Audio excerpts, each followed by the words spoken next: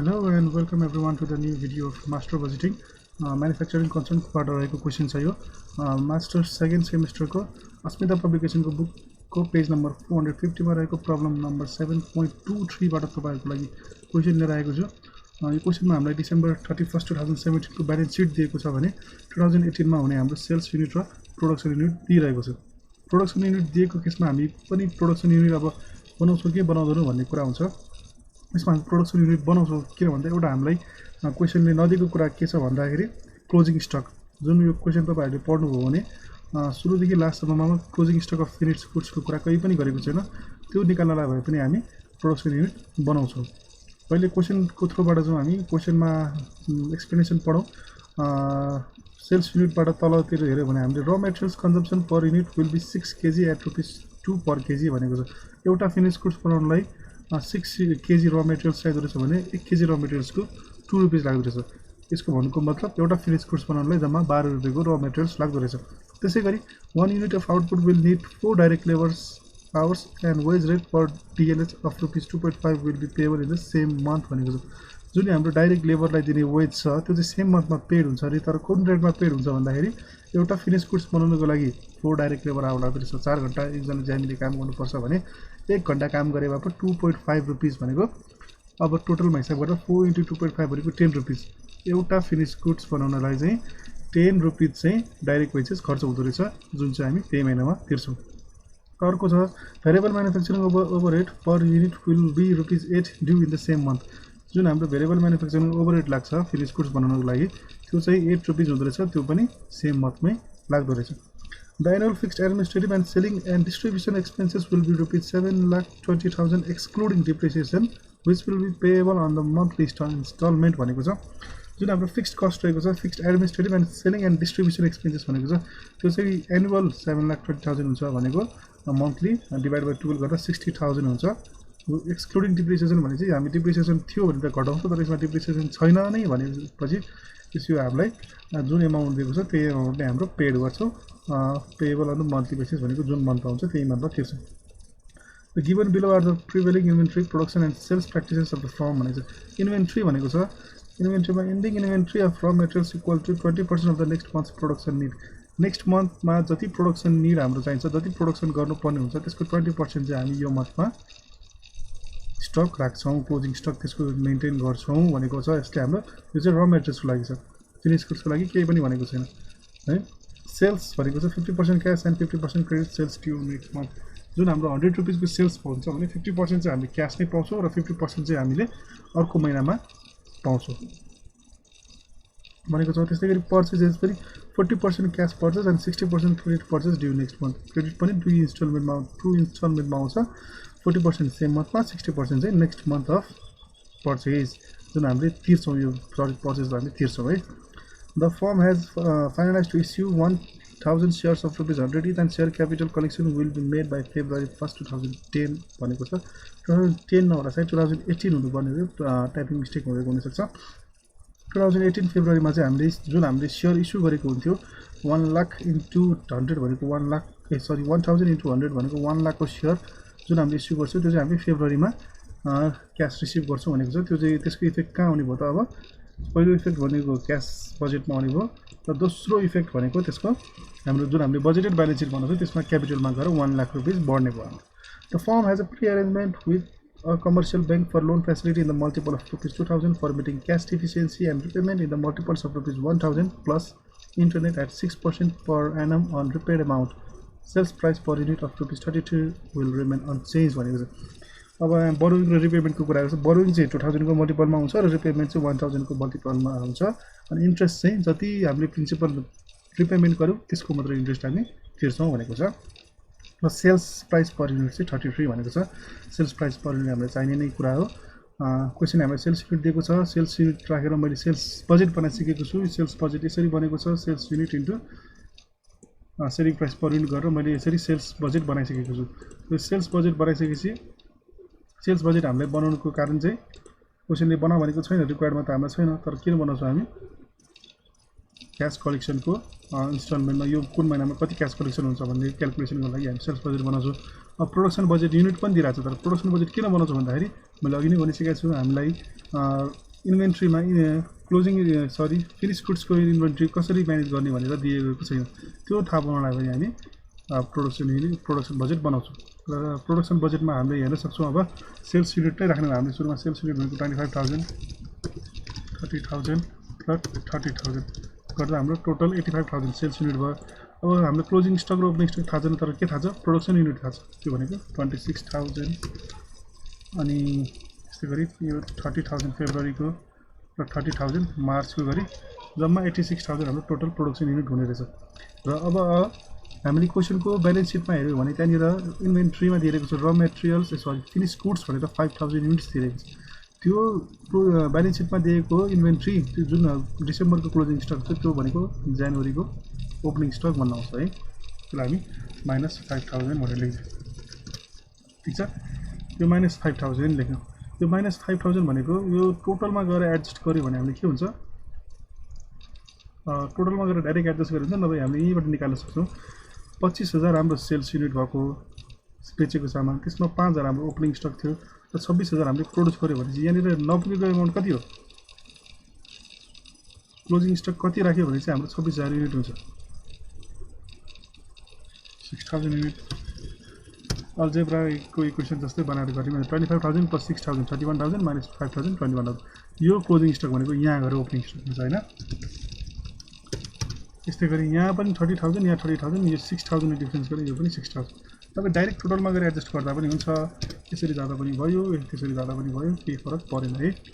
अनि यहाँ कति भयो हाम्रो 6,000, यो यतापट्टिको क्लोजिङ स्टकलाई यता आएर ओपनिङ स्टकमा कन्भर्ट भयो र यसमा पनि ब्यालेन्सिङ फिगर भनेको 6,000 क्लोजिङ स्टक नै हुन्छ। र टोटलमा हामी के गर्छौँ, क्लोजिङ स्टकको लागि एन्डिङ मन्थ र ओपनिङ स्टकको लागि स्टार्टिङ मन्थ राखेपछि ल 85,000 + 6,000 - 5,000 = 86,000 हाम्रो हिसाब मिल्यो। अब हामीलाई क्वेसनले क्लोजिङ स्टक कति मेन्टेन गर्नुपर्छ भनेको त छैन, तर हामीले प्रोडक्सन युनिट र सेल्स युनिटको सहारा लिएर क्लोजिङ स्टक हाम्रो टोटल भनेपछि मार्चको हाम्रो क्लोजिङ स्टक 6,000 हुन्छ भनेर हामीले निकाल्यो। 6,000 युनिट्स फिनिस गुड्सको चाहिँ क्लोजिङ स्टक हुन्छ भनेर निकाल्यो।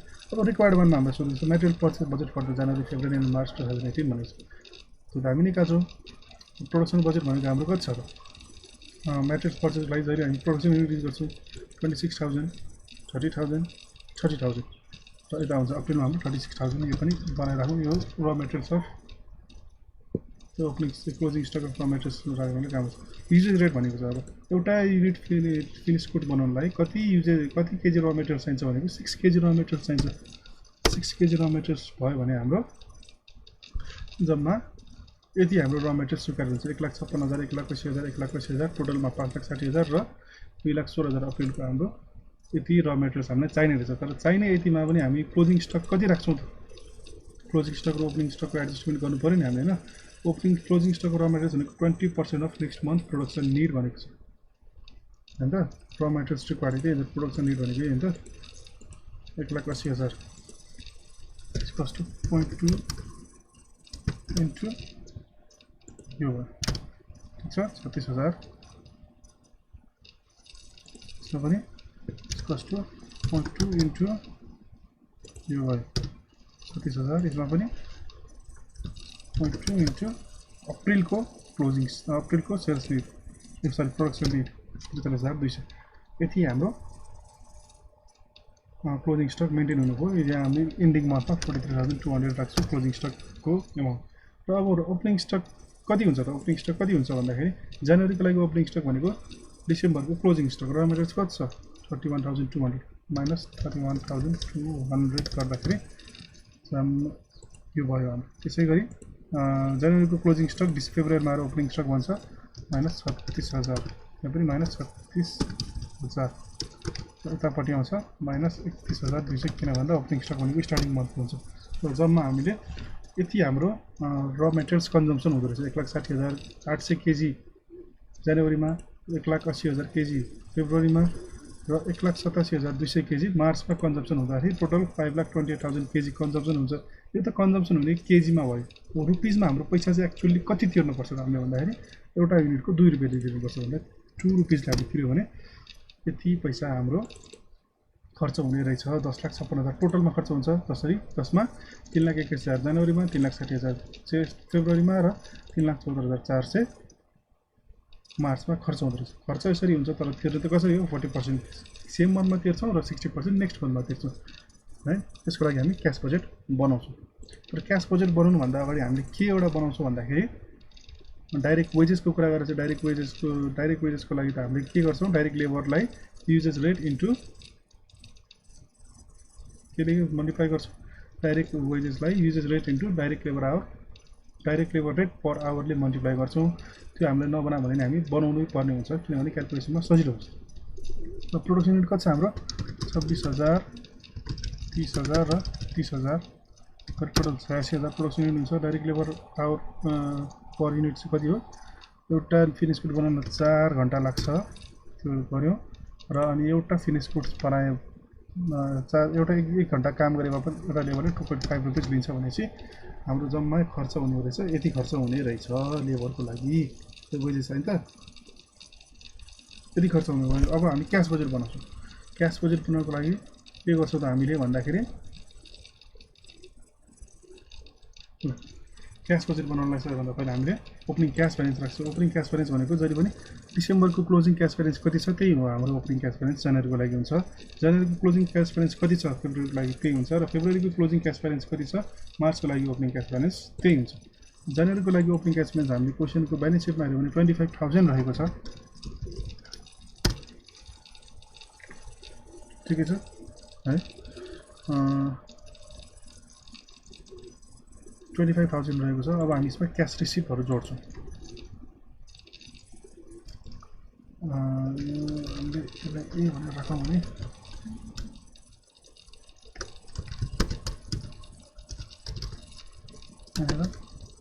क्याश रिसिप्टहरुमा क्याश कलेक्सन क्याश सेल्स हुन्छ हाम्रो क्याश सेल्स भनेको 50% अफ टोटल सेल्स हाम्रो कति हुन्छ भन्दाखेरि टोटल सेल्स हाम्रो जनवरीमा कति भएको छ 8,25,000 त्यसको 50% त्यसै गरी फेब्रुअरी मार्चमा नि सेम त्यसको 50% हामी कलेक्सन गर्छौँ भनेपछि अब credit collection for last month purchase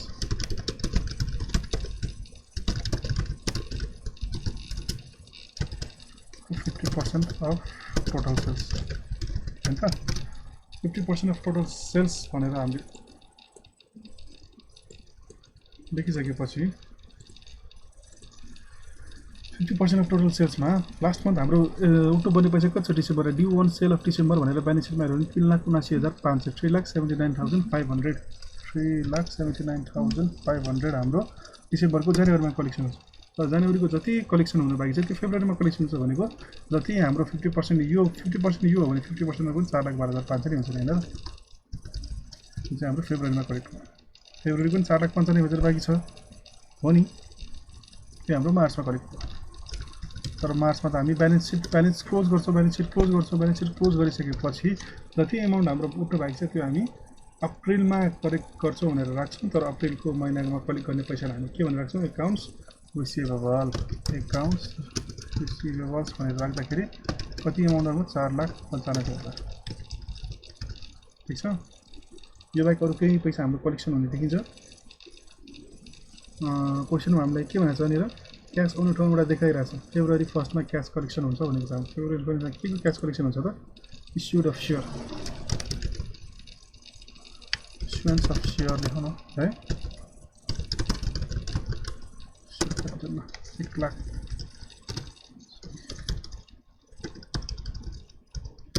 1 लाखको शेयर इस्यु गरेपछि हाम्रो यो भनेको के भयो त अब टोटल क्याश रिसिप्ट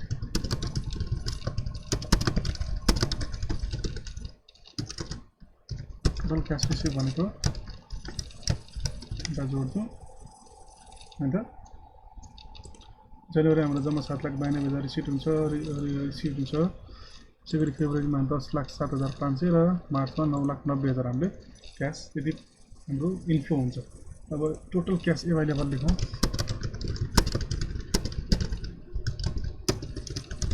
एभाइलेबल भने ए प्लस बी त भने हैन र यो प्लस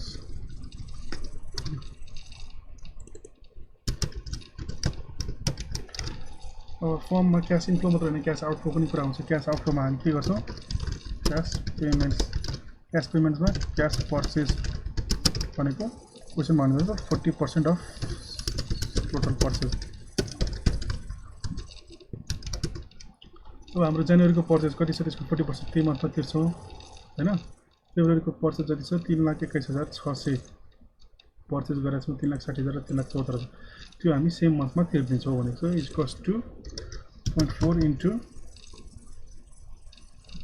3,21,600 त्यही मन्थमा तिर्यो त्यो भनेको 1,28,640 फेब्रुअरी र मार्चको लागि सेम 40% नै तिर्छौँ हैन अनि बाँकी रह्यो 60% नेक्स्ट मन्थमा तिर्छौँ भनेको छ हैन credit payment for last month purchase 60% होइन त 60% अफ टोटल पर्चेज होइन त 60% भनेपछि लास्ट मन्थको हाम्रो एकाउन्ट्स पेएबल हेऱ्यो भने 1,10,000 रुपियाँ हामी तिर्न बाँकी रहेछ त्यो हामी यो मन्थमा तिर्दिन्छौँ भनेको जनवरीमा तिर्दिन्छौँ अब फेब्रुअरी र मार्चको लागि के गर्छौँ त जनवरीको र फेब्रुअरीको तिर्छौँ फेब्रुअरीको लागि 60% के को तिर्छौँ हामी जनवरीको 0.6 इन्टु जनवरीको टोटल सेल्स भनेको हाम्रो टोटल पर्चेज भनेको 3,21,000 यो तिर्यो त्यस्तै गरी फेब्रुअरी र मार्चको लागि पनि त्यसरी नै तिर्छौँ फेब्रुअरी मार्चको 60% पनि यसरी तिर्छौँ हैन यो जनवरीको आयो 1,28,600 जनवरीमा कलेक्सन भयो तर त्यसको 60% फेब्रुअरीमा कलेक्सन भयो टोटल गर्दाखेरि कति हुनु पर्यो 3,21,600 हुनु पर्यो त्यसै गरी फेब्रुअरीको पनि 1,40,000 रुपियाँ 40% भनेको पर्चेजको त्यही मन्थमा कलेक्सन भयो र बाँकी 2,16,000 हाम्रो नेक्स्ट मन्थमा कलेक्सन भयो त्यसै गरी 1,49,760 त्यो चाहिँ हाम्रो मार्चको टोटल पर्चेजको 40% रहेको छ जुन 60% चाहिँ त्यो अप्रिलमा गरेको कलेक्सन हुन्छ भनेको छ त्यो अप्रिलमा हाम्रो मन्थ नभएको कारणले अर्थात् ब्यालेन्स सिट मार्चमै क्लोज हुनुभएको कारणले त्यसलाई हामी एकाउन्ट्स पेएबल भनेर बुक गर्छौँ जुन हुन्छ 2,24,640 यति हामीले गरिसकेपछि अब हाम्रो काम भनेको के हो त भन्दाखेरि अरू कहाँ हाम्रो खर्च हुन्छ त्यो खोज्नु पर्यो हामीले खर्च हुनेको भनेको हाम्रो variable manufacturing overhead per unit त्यो भन्दा हामी डाइरेक्ट लेबर कुनै सेटलमेन्टको डाइरेक्ट लेबर जुन महिनामा पैसा गएको छ त्यही महिनामा एक्सपेन्सेस भएको छ त्यही महिनामा क्यास जान्छ भनेको छ त्यही भएर यहाँनिर लेखौँ है डाइरेक्ट लेबरलाई डाइरेक्ट वेजेस भनौँ डाइरेक्ट वेजेस अर्थात् लेबर चाहिँ भने हुन्छ त्यो भनेको हाम्रो कति हुँदो रहेछ सेम मन्थको 2,60,000 यसमा गयो त्यस्तै गरी 3 लाख रुपियाँ फेब्रुअरीमा र अर्को कति 3 लाख रुपियाँ होला मार्चमा पनि हैन त्यो हाम्रो पेमेन्ट भयो अब त्यसपछि के भनेको छ variable manufacturing overhead per unit will be ₹8 भनेको छ भेरिएबल म्यानुफ्याक्चरिङ ओभरहेड भनेपछि केसँग रिलेटेड हुन्छ जलिन प्रोडक्सन युनिटसँग रिलेटेड हुन्छ है भेरिएबल म्यानुफ्याक्चरिङ ओभरहेड भनेको प्रोडक्सनसँग रिलेटेड हुन्छ जुन चाहिँ 8 रुपियाँ पर्दो रहेछ 1 युनिटको 8 रुपियाँ तर जुन मन्थमा जति सेल प्रोडक्सन गर्यो त्यही अनुसारको क्यास हामी बाहिर तिर्छौँ भनेको छ यो 8 रुपियाँ इन्टु 26,000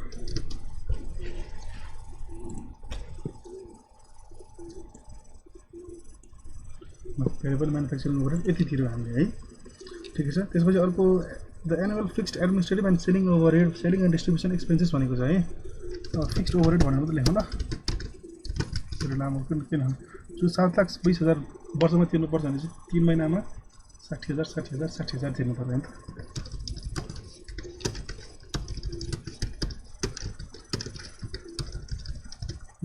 यो बाहेक अरू केही पैसा हाम्रो तिर्नुपर्नेहरू छ ब्यालेन्स सिटमा हेऱ्यौँ भने 12% बोन्ड्स पेएबल जुन हाम्रो छ त्यो चाहिँ हाम्रो म्याचुरिङ अन जनवरी 31 भनेको त्यो जनवरीमा तिर्नुपर्ने रहेछ भनेको है त्यसको लागि अब के गर्छौँ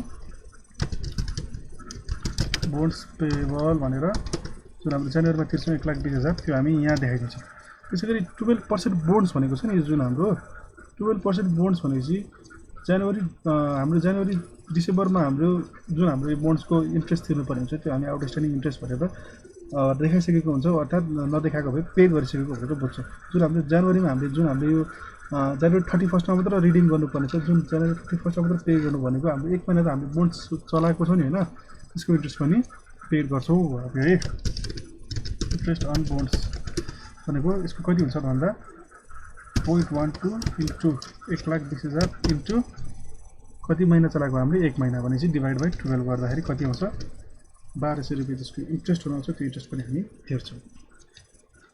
यो तिरेपछि हाम्रो कति भयो त हाम्रो जम्मा टोटल क्यास पेमेन्ट्स